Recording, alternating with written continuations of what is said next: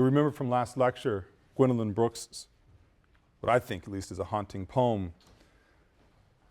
We real cool. We real cool, we left school. We lurk late. We strike straight. We sing sin, we thin gin, we jazz June. We die soon. Written in 1966, but really stands in for, in so many ways, this fundamental shift that I've been talking about the last couple of lectures in sort of the mentality from mid-1960s heading into the end of the 1960s. And that's where we are in the course right now. For this lecture will be the last heavily focused on the 1960s, although it will come up again in next week's lectures. It will only be coming up really in fleeting fashion. So really we're beginning to move out of the 1960s with this lecture. We've been lingering over this period, this decade, for essentially 3 weeks, 2.5 weeks of the course, in no small measure because it is the famous height of the civil rights movement, but because, and even though I've been trying to rewrite that narrative for you, the fact is there are so many different competing lines of activism, of change, of struggle, of frustration, political brinksmanship of all different sorts, all really captured in this moment. Moments of great promise, followed by moments of great confusion, moments of great promise again, moments of great confusion and then despair.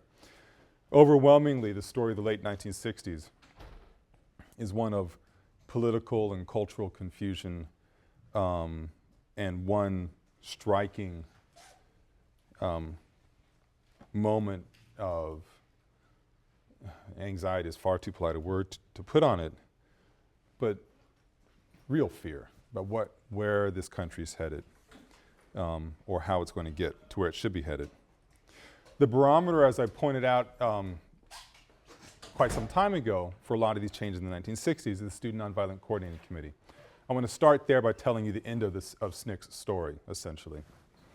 So you remember that SNCC was founded out of the sit-in movements in 1960, college-age students in Shaw, North Carolina.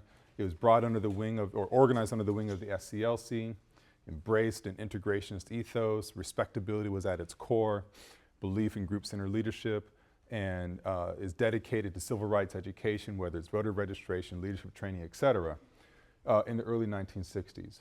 The cracks start to appear as it struggled to find its own voice, feeling smothered by King's presence. Selma, the famous Bloody Sunday March that SNCC led in Tuesday Turnaround that King orchestrated without SNCC's awareness or knowledge, marked a fundamental break between those two organizations. SNCC then goes on a journey over the next handful of years about what it's going to be and how it's going to run. It's caught up in the Black Power passion of the time. Stokely Carmichael consolidates leadership within his very charismatic self-representation. SNCC kicks whites out of the movement, forms a temporary alliance through Carmichael's doing with the Black Panthers, but SNCC is too radical for the Panthers on race lines.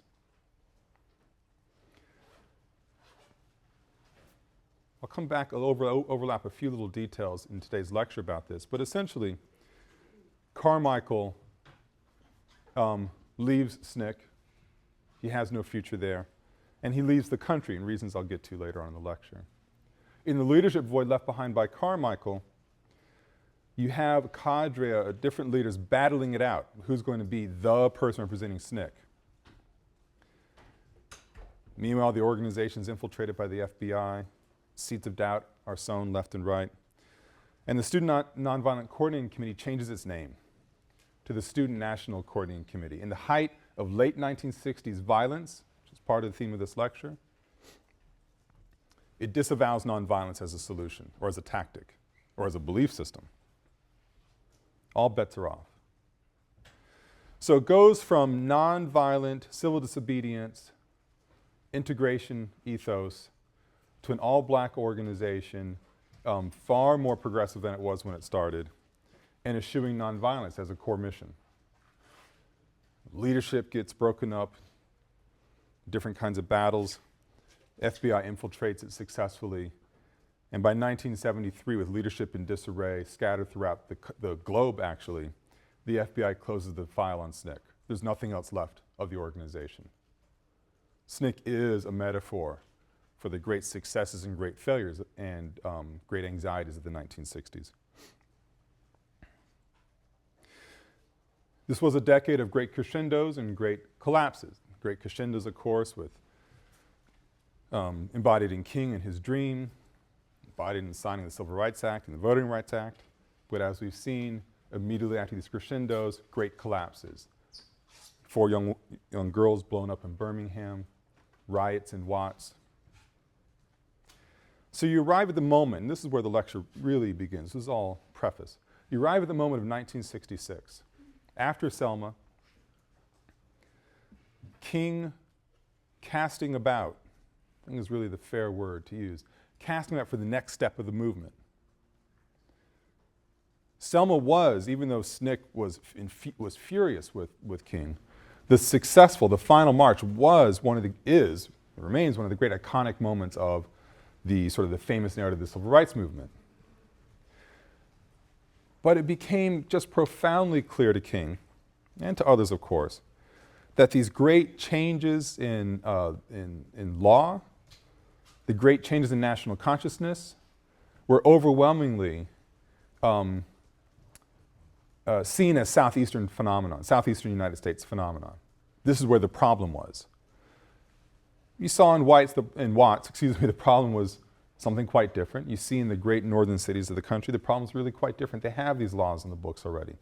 And King decides to go to Chicago in '66 to try to address some of these deeply woven, deeply embedded problems that ran along racial lines in the great cities of the North and the Northeast. This is where the next stage of the Civil Rights Movement is going to be fought, according to King.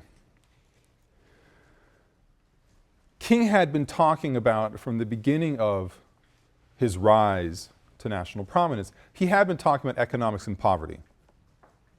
However, at this moment, '66,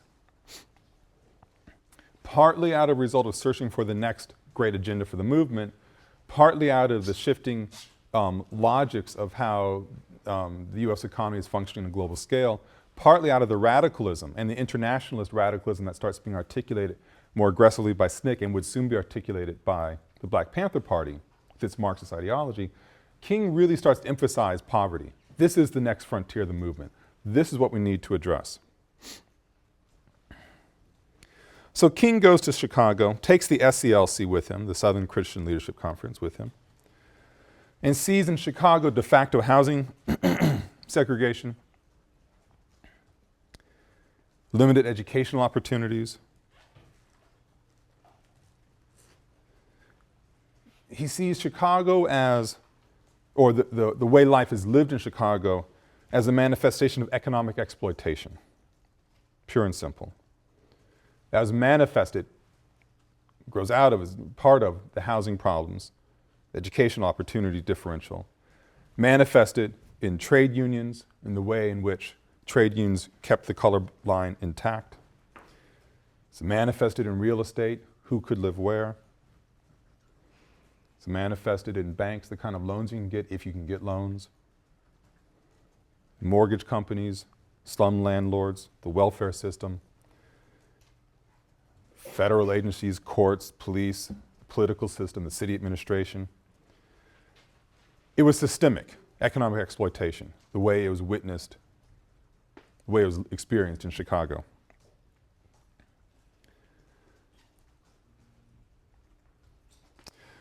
So King and SCLC moves from a rather point-specific series of campaigns about voter registration drives, for instance, campaigns related to racial discrimination written in the law books, segregation written, de jure into the law books, and recognize we've got a much bigger problem here.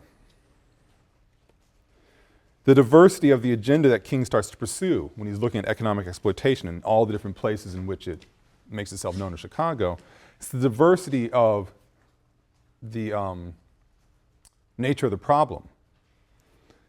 Ultimately turns into King's undoing in Chicago. Chicago is giving away the punchline, a moment of profound failure for King. So King is in Chicago, setting up shop, and by July, midsummer, things are organized enough and he prepared enough logistically, he organizes a march. He takes several thousand marchers to City Hall in Chicago, and much like his namesake, quite some time ago, tacked 24 demands to the door. Demands called for an end to racial discrimination in the kinds of institutions I mentioned just a moment ago.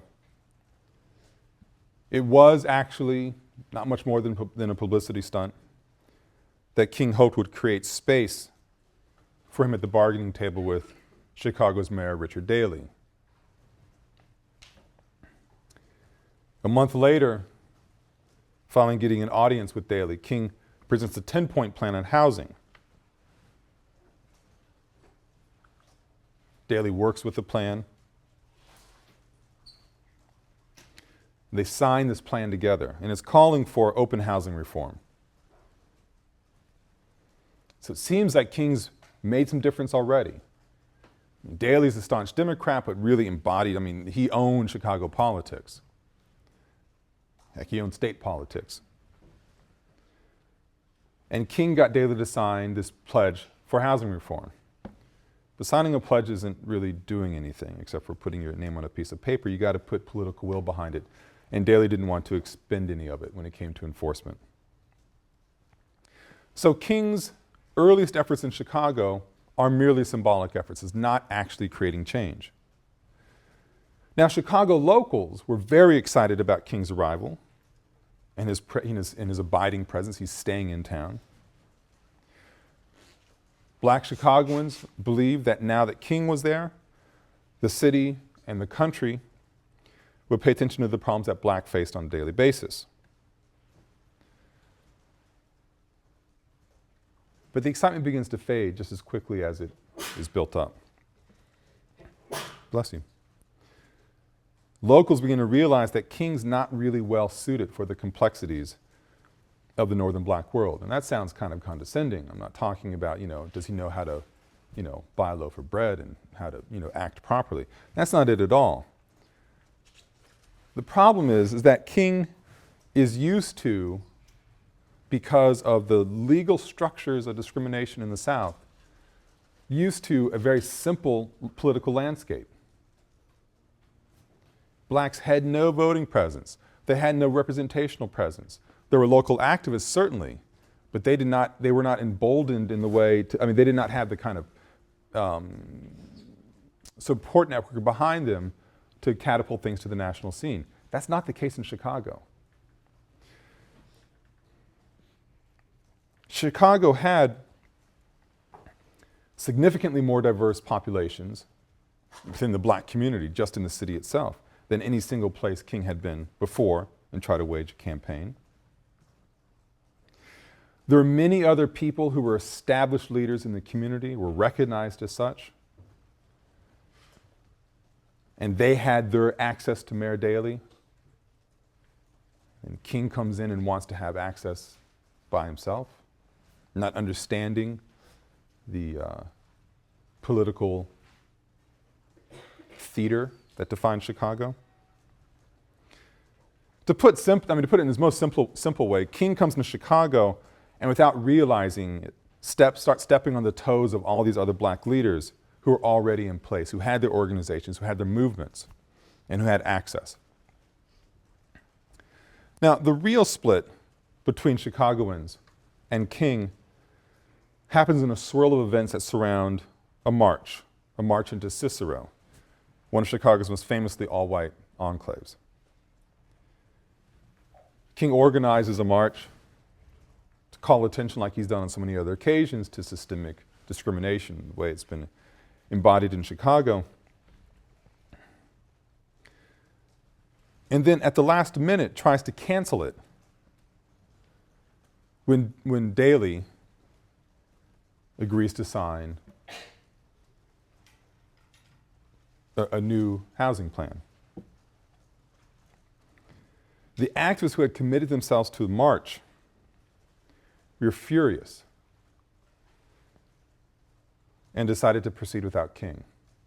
And right there's the difference. In the case of, you think back to Selma, just a year earlier, slightly more than a year earlier, Bloody Sunday followed Tuesday turnaround. Chicagoans saying, there will be no turnaround. We've seen you do this before, and we're not going to abide by it up in Chicago.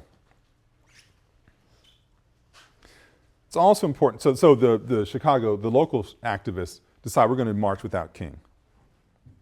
We don't care if he signed anything with the mayor. Now, what's also important to realize is that the Chicago activists were not trained in a culture of nonviolent civil rights activism. Now, I think I've already mentioned before, there was a lot of violence in the civil rights movement. Violence on all sides.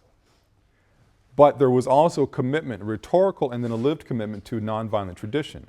One clip I'm sorry I didn't get a chance to show you, when it came to Freedom Summer, black and white students coming down to Mississippi and having to walk through gauntlets where they're actually beaten by fellow activists to get them ready for what might happen in Mississippi. And if they started to fight back, they couldn't go out in the field.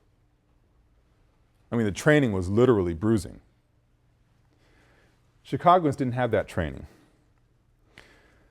So you have an untrained but politically experienced and savvy group, a diverse group of activists coming together to march on Cicero. A lot of anger, a lot of fear as a result. Knowing all these different factors are in place, the National Guard is brought in immediately. We're not even going to wait for a riot to happen. We're going to start with the National Guard being in place. The National Guard is there to ensure that the march proceeds peacefully. But in a telling sign, the guardmen's rifles are with fixed bayonets are pointed at the marchers instead of at the hecklers who line the street to protest the march's arrival. So the marchers are walking through a gauntlet of guardsmen there to protect them, but the marchers are facing the bayonets and the rifles. Well, the march proceeds, but then hecklers who are there behind the National Guard line start throwing rocks and bottles, and most of the marchers start returning fire. Now, it's nothing short of a miracle. The march does not explode into a riot, but didn't accomplish anything either. Well, I guess it accomplished the fact that King's leadership style was really, at that point, now considered irrelevant in Chicago. Now, I simplified this story about King in Chicago for the sake of time, but this is the core fact, is that King comes to Chicago as the testing ground for his new campaign to bring attention to economic exploitation. It's part of his new agenda relating to poverty, or his more clearly articulated agenda relating to poverty. And his organization and his style just don't work. They don't line up with the structured politics in a place like Chicago. Now, complicating things further in all of this, especially for King, is the escalating war in Vietnam. I've made allusions to it a couple times already. But now we're at a point of crisis for King. He is a pronounced pacifist. He was always against the war. But he had kept his opinions quiet in order to ensure successes in the civil rights agenda and the different battles he was fighting up to that point. King starts to wrestle openly with what he sees as the immorality happening over in Southeast Asia. That he's silent on that regard, on that front. That he's talking about the immorality of and now the economic system in the United States. He couldn't reconcile the two. Meanwhile, King's fellow civil rights leaders make a point of talking King out of making a public announcement against the Vietnam War. So King, really seen as the leader of the movement, there's a lot of air quotes there, the leader of the movement, he's really one of equals of the leaders of several other major civil rights organizations, the National Urban League, the NAACP most famously. And they're now trying to silence him. It's like, you cannot risk everything we've been fighting for for this war someplace else. One such leader, Whitney Young of the National Urban League, advised King to, quote, leave the war to the experts, and that, quote, the Negro was more concerned about the rat at night and the job in the morning.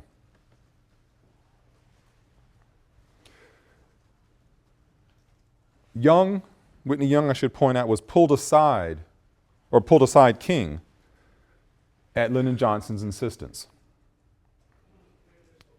The White House had been working closely with these leaders now for years. Working with John F. Kennedy before he's assassinated, he's trying to convince them to change their agenda in certain ways for the sake of a Civil Rights Bill success. But they're working with John F. Kennedy, they're working with Lyndon Baines Johnson. And this in itself is a radical shift. I mean, think back to 1941 when A. Philip Randolph bluffs his way basically into a meeting with FDR. Now, leaders of civil rights organizations are called into the Oval Office frequently. How can we manage this crisis? I need your advice on this, that, or the other. Well, Johnson, who's finding himself now stuck in Vietnam and trying to find a way out, although he's escalating it, Johnson tells the civil rights leaders, hearing rumors about King's increasing confusion, it's not really the word I want to use, confusion about the war, or at least the public agenda. LBJ tells the civil rights leaders, if you break with me on Vietnam, I will close my door to you. I mean, LBJ is no stranger to brinksmanship. He's an expert at it. And he essentially threatens the civil rights leaders with killing their agenda if they try to get their fingers involved in what he sees as his agenda. It's the war in Vietnam.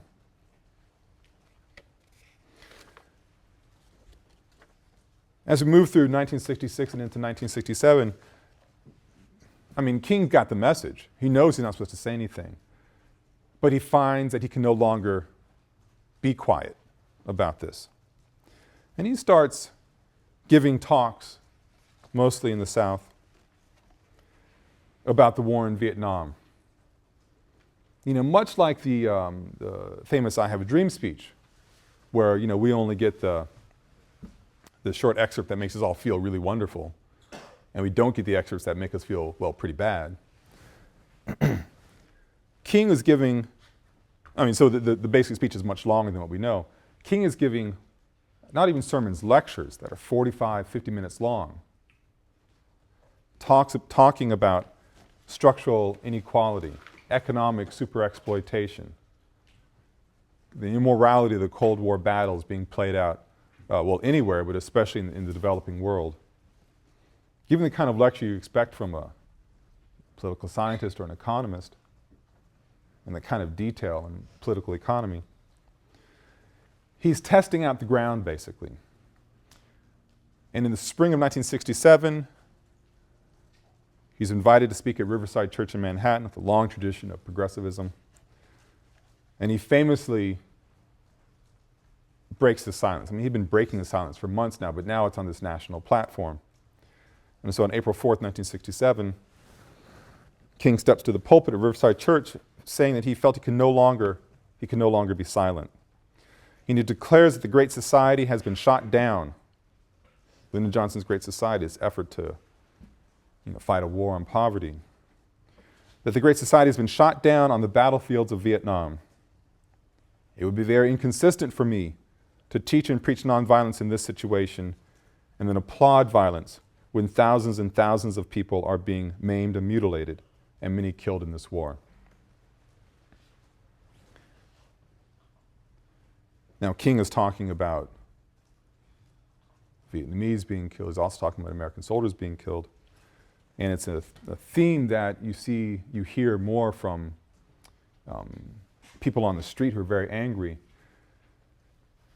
I didn't bring this in a different lecture, but the statistics are rather stark about who's going off to fight in Vietnam and who's actually in the positions of most danger and who's dying. The poor, regardless of the race, and African Americans in numbers far disproportionate to the representation in the U.S. public. The poor and blacks are the ones that are in the most dangerous positions and essentially become cannon fodder in the killing fields. So, King is not on his own amongst black leaders of being horrified, and black citizens of being horrified at what's happening in Vietnam. He decides to break his silence. I've chosen to preach about the war in Vietnam today because I agree with Dante that the hottest places in hell are reserved for those who, in a period of moral crisis, maintain their neutrality. There comes a time when silence is betrayal. The truth of these words is beyond doubt, but the mission to which they call us is the most difficult one. Even when pressed by the demands of inner truth, men do not easily assume the task of opposing their government's policy, especially in time of war. Nor does the human spirit move without great difficulty against all the apathy of conformist thought within one's own bosom and in the surrounding world. Moreover, when the issues at hand seem as perplexing, as they often do in the case of this dreadful conflict, we are always on the verge of being mesmerized by uncertainty. But we must move on. Some of us who have already begun to break the silence of the night have found that the calling to speak is often a vocation of agony. But we must speak. We must speak with all the humility that is appropriate to our limited vision, but we must speak. And as I've already alluded to, or mentioned a few moments ago, King continues to speak about the linkages between, in the speech, about the linkages between capitalist economies, their imperialist tendencies in the war in Southeast Asia. This was not a king that the national public knew, didn't recognize this person. And this was also not a king that LBJ was going to tolerate. He immediately distances himself from King. Just as he threatened to do, he followed through. The White House is now closed to King and SCLC. Now, just as this is not a king that people recognized for his sort of laser-like focus on the political economy, hyper-capitalism, it's a king that's not been more memorialized for all of us. So it brings us back to something I've been talking about, is the issues of how we remember, how we've been taught to remember the civil rights movement, and what those national narratives do as far as how we interpret our own notion of what makes a citizen. It's a period of incredible anxiety. Urban violence is spreading unchecked. In Detroit, 35 people die in a huge race riot. In Newark, nearly as many as are left dead. I mean, Newark's seen as an incredible battle zone. The statistics of the amount of bullets that were fired by the police state is rather astonishing. The order of thousands upon thousands compared to the number of shots fired by those people who are rioting.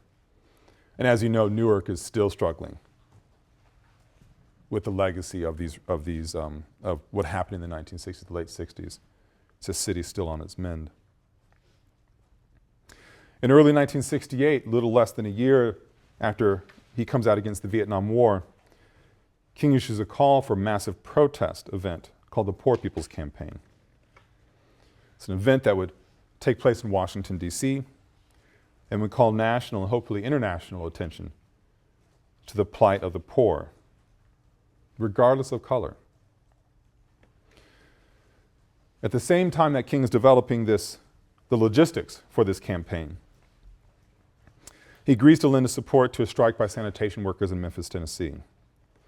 Sanitation workers were clamoring for union recognition, and the city's black community, this is largely a black force, and the city's black community lent its hearty support. The mayor refused to acknowledge the black workers. An economic boycott followed that almost crippled the city, and a riot was barely averted, despite the fact that citizens essentially began to attack the police on one occasion. This heightened era of urban violence and systemic economic exploitation, King comes to Memphis in March and tries to rally the public. He has to leave town very quickly, but he returns. He said he's going to return in 10 days, and he vowed that he would stay put, which is not something that King did, but he would stay put in Memphis until the workers were recognized. On April 3rd, King speaks to an audience at a nighttime rally.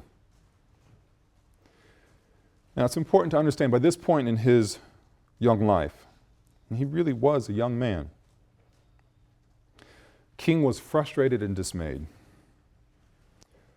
The civil rights establishment figures with whom he had grown up politically, that he had led, essentially, the establishment figures had now distanced themselves from him. The White House had cut him off, and this is always his trump card. You remember back when John F. Kennedy was running for the White House, they used each other to sort of pull attention to troubled situations in the South, in Birmingham most famously. But the White House is now closed to him, and since the successes of 63, 64, and 65, King had only been met with a series of setbacks. Now he's struggling mightily to pull off a new direction in his public activism via the Poor People's Campaign, sort of bringing together his racial worldviews and his class worldviews. For months leading up to this April 3rd speech, King had been walking around in sort of a daze. I mean, if you've seen, I've been trying for years to find this movie again. King gives a speech at Stanford University. I want to say 67, I'm not quite sure of the year, but it's between 67, maybe early 68. And it's a film, it's a, full, they filmed the speech from beginning to end. And it is a King that we are not used to seeing. I mean, he is flat out exhausted and depressed. And you only get to some moments, 4/5 the way through this hour-long speech or so, where you get these recognizable moments of oratorical flight. But the rest of it, he's just despairing about the human condition. People have been worried about him, working himself to the state of exhaustion, wondering about his spirit. And they're disturbed by the fact that he'd been having visions of his own death, literally thinking that his time on earth was actually limited. He's giving the speech on April 3rd, trying to rally the Memphis sanitation workers in the community. And then towards the end of his speech, he turns his attention to his own mortality and his notions of how long he might be on this planet. And some began to say the threats, talk about the threats that were out. What would happen to me from some of our sick white brothers. Well, I don't know what will happen now. We've got some difficult days ahead.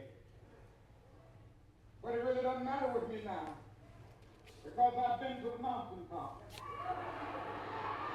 I don't mind.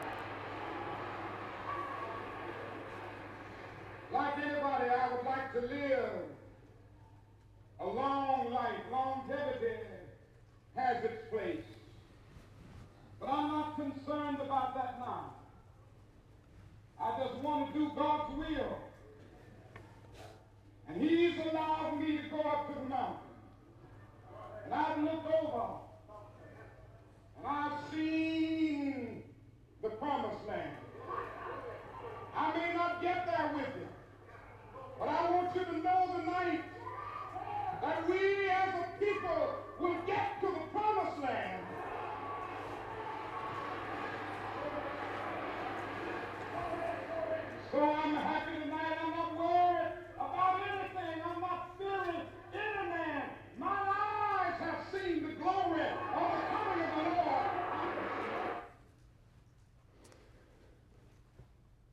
would be the last speech that King would give. The next afternoon, April 4th, 1968, a year to the date after he comes out against the Vietnam War at Riverside Church, he's assassinated.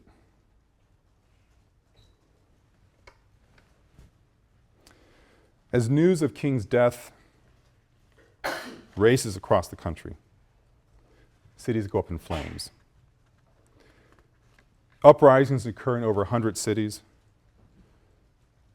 Over 50 people are killed collectively. Thousands are injured. 70,000 troops are called out around the country to restore order. Large sections of cities like Chicago and Washington, D.C. are wiped out. Chicago's mayor, so recently an ally of King, terrified of what's going to happen in the wake of this assassination, not terrified, angry, gives his police the order to shoot to kill. I know from personal experience, having done a lot of research for my dissertation and first book, Washington, D.C. at Howard University, these riots happened in 1968.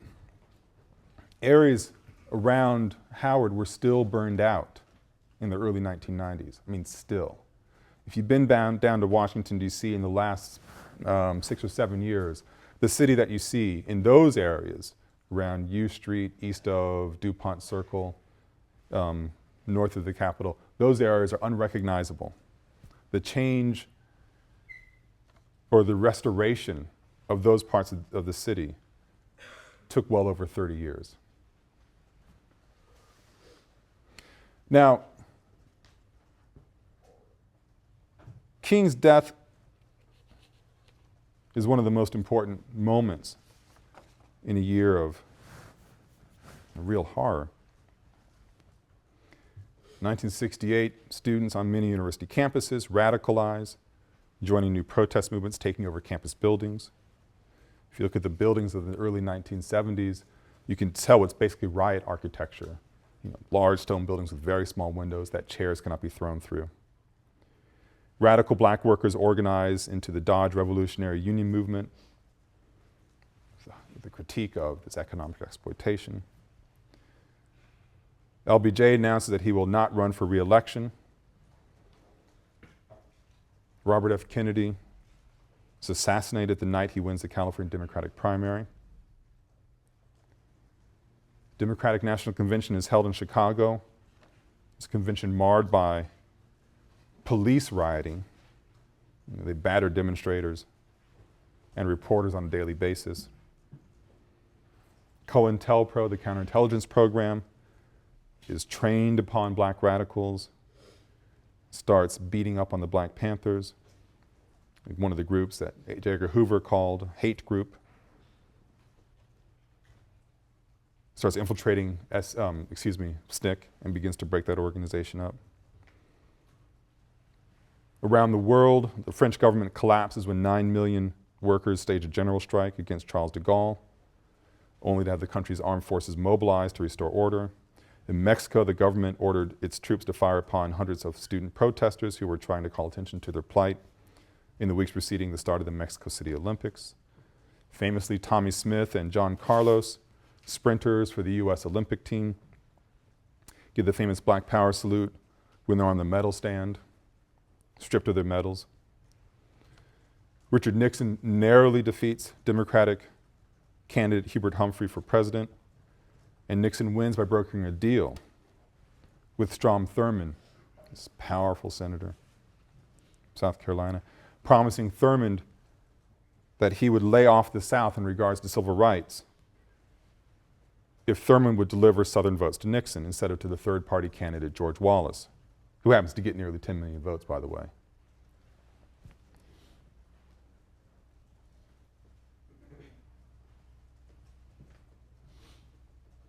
In the midst of all this confusion, King's assassination, Stokely Carmichael, who I've already mentioned, is seen as being the heir apparent to the civil rights leadership pantheon, the next great black leader. He's isolated, he's essentially not in the Panthers, he's isolated from SNCC, but people are still thinking that he might be the one to take up King's mantle. But in the wake of King's assassination, and D.C. going up in flames especially, people start blaming Carmichael for the riot, for fanning the hysteria about the riot that turns into the riot, and start blaming him for not being able to restore order. And Carmichael actually flees the country and essentially lives in exile the rest of his life.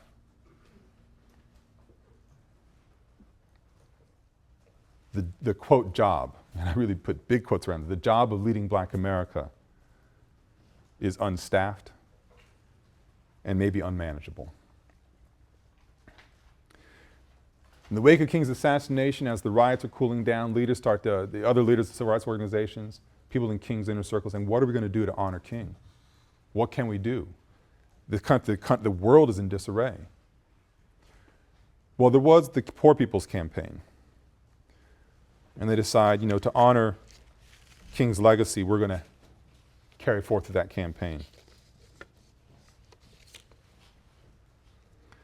They see it as a real opportunity to marry race politics with class politics. So they start organizing a plan to bring poor people from 10 cities and 5 rural districts to Washington, D.C. and stay for 3 months, calling attention to their daily plight and calling for a $30 billion anti-poverty package that included a commitment to full employment, a guaranteed annual income, and increased construction of low-income housing. In mid-May, the first wave of demonstrators arrive in D.C., and 1 week later, Resurrection City, a tent city, is built on the Washington Mall. Settlement of tents and shacks to house the protesters. But the campaign is hobbled by events that are beyond its control. It's hoping for 1,500 protesters to come to D.C., but 7,000 come instead. During the midst of the campaign, Robert Kennedy is assassinated, which completely distracts the government from the activists in its midst. And then the skies open up and turns Resurrection City into one big mud flat.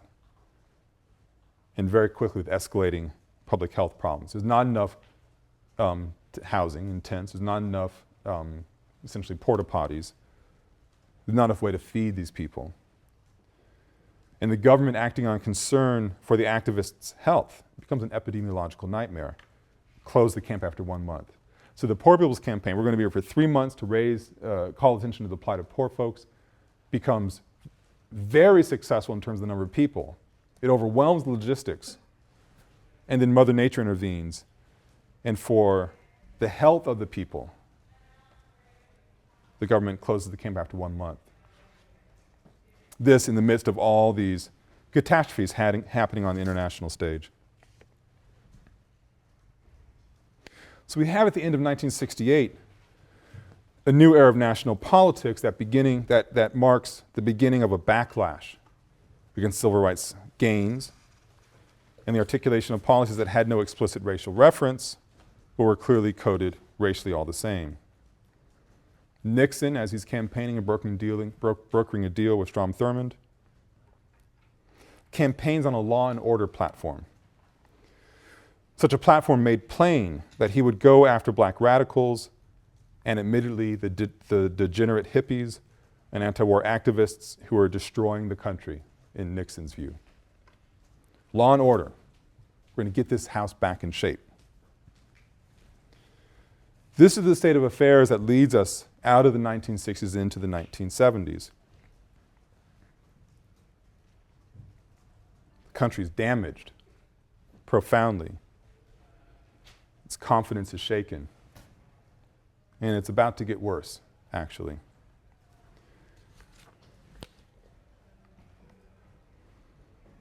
I want to play for you 2 clips that underscore the tenor of the time. This is an era, of great political turmoil, but also an era of incredible cultural production. I mean, astonishing. The Beatles go from yeah, yeah, yeah, no matter who they might have ripped it off from, according to Eldridge Cleaver, to the incredible studio albums of the late 60s. Rock and roll, Motown, all of these things mature in a way. This is on the stage of the most important sort of cultural consumptive moments that people had seen.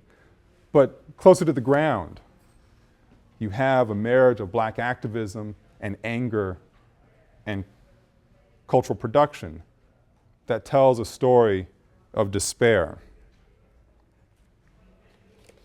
These are two clips by spoken word artist Gil Scott-Heron. I'll let them run into one into the other. The first one is an excerpt from his performance piece called "The Revolution Will Not Be Televised." The next one, a cultural critique of economic exploitation and the space race while ignoring folks on the ground. It's called "Whitey on the Moon."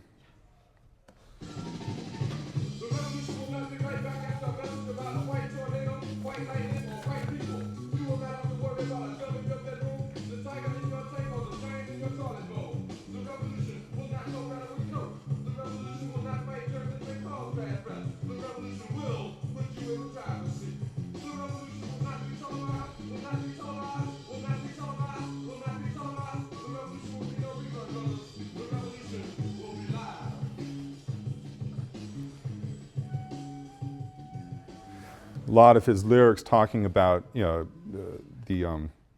I can't resist saying something, corporate capitalism, talking about all these ad campaigns, the tiger in your tank referring to Exxon and talking about scope and bad breath. I mean, he's fighting against what he would consider the square corporate culture of Madison Avenue and what they're trying to sell to the American people.